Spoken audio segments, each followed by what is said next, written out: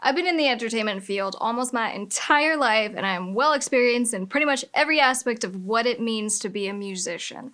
And with that comes a whole lot of bad scenarios, crappy people, bad deals, bad businessmen and women.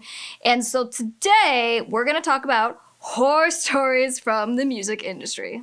Hi guys, I'm Miss Krystle. I'm an entertainment attorney, public speaker, and author of How to Keep Your Dukes Up in the Music Business. I'm the owner of Dukes Up Records, and most importantly, I'm an independent musician.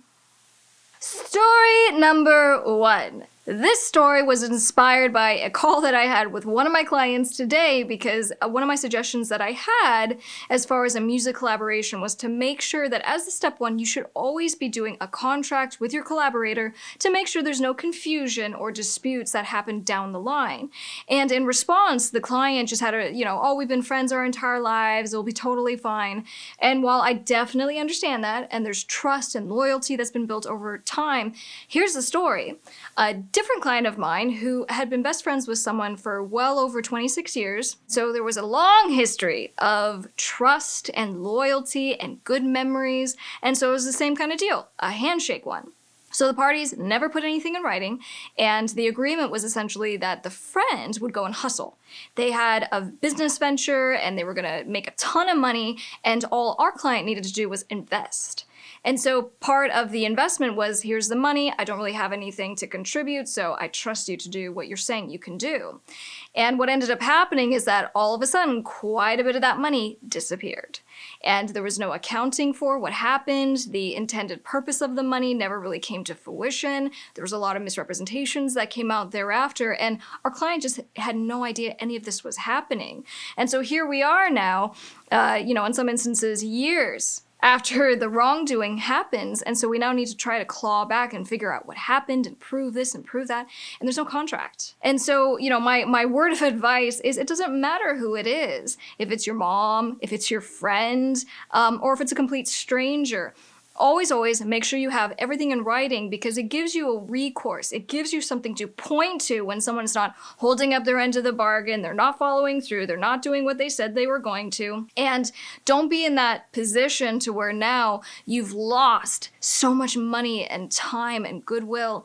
And, unfortunately things happen. So when they happen, be in the best position possible. Have your contracts, have discussed all of these things. And so now, when you call me up, we're going to take them to court. And it makes it a lot easier rather than trying to figure out what happened and piecing something together that otherwise could have just been put into a contract.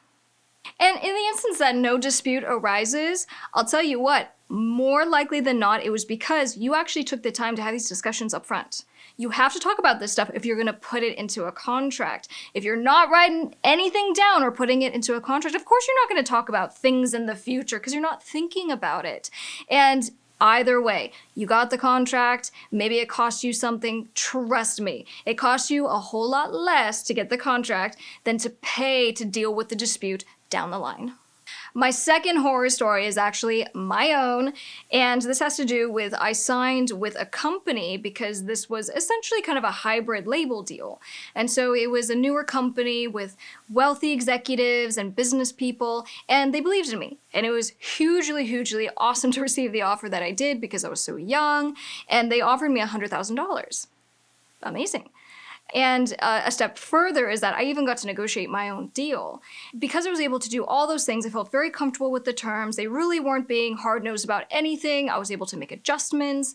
And of course, for $100,000 with what I perceived to be no strings attached, awesome. So I signed that deal, and what ended up happening is that there really was the best of intentions. These were business executives, but they weren't people within the industry. That was the huge missing piece in this relationship. So now they had a pop artist who was very active, always hustling, always doing things, but they didn't know what to do. They didn't know how to basically further develop, how to pitch, how to really act like a record label and a manager to move the project along. Now, being a musician at that stage, even from there to now, my focus has always been the same thing. It's about making art, it's about performing, it's about connecting with my fans. And so because I wasn't getting the help that I wanted to be able to really move forward, it caused an incredible amount of frustration.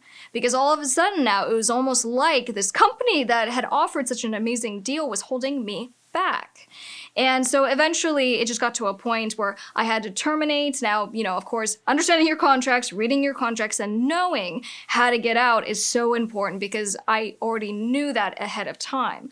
So because of that, I was able to kind of find the way out of the contract. I terminated, and that was the end of the relationship, and I was able to move on. And that's not the case for all musicians. Some people get tied into contracts and they cannot get out, even if it's a bad deal or they don't like the partner that they're working with.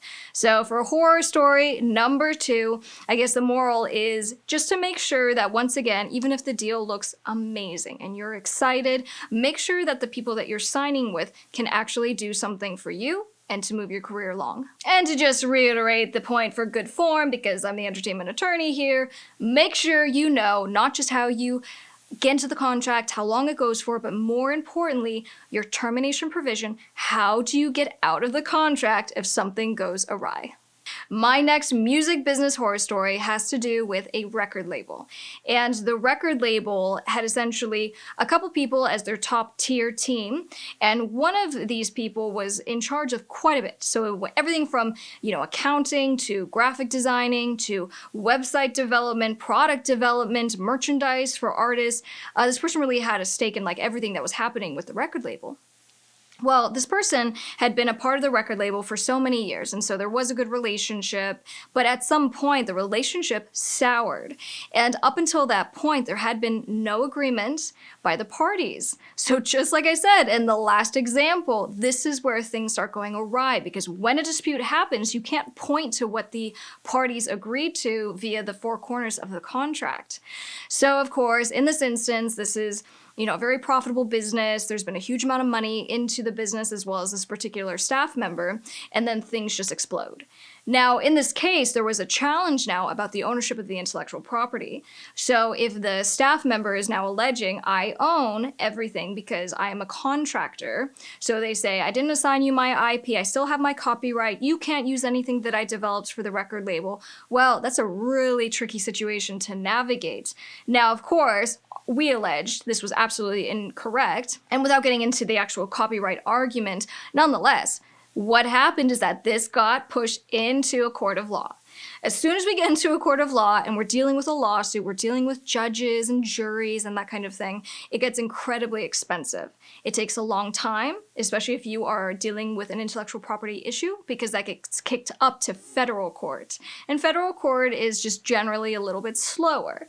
So for all those reasons now, the client is spending an incredible amount of money litigating the case, trying to get all of that intellectual property assigned to the company and declared to be owned by the company, but it's just an incredible, in my opinion, waste. Waste of time, waste of money, and all of that could have been avoided if there was a clear contract up front from the get-go. And even if that costs, let's say, the company $500, that would be a whole lot less than what they're having to pay now to litigate and to try to get the rights to their intellectual property. So, moral of the story is, once again, make sure that you get your contract signed upfront and have these difficult conversations with your employees, your contractors, your collaborators, whoever it is, because the more that you have in the contract, the more clarity you have as to the relationship, who has the power, how you get out of the agreement, again, to the termination provision, and all of this is going to better protect you so you don't have to deal with these massive headaches down the road when you should otherwise just be focusing on development, expansion, and brand recognition. Don't forget to come say hi on social media, because why not? I love seeing you guys, particularly on Instagram, because that's where I am most active. And then also TikTok, because we are all on this TikTok journey together on figuring it out and trying to grow our music and awareness with our fans. So wherever you come say hi, make sure you do. It's been amazing to meet you guys.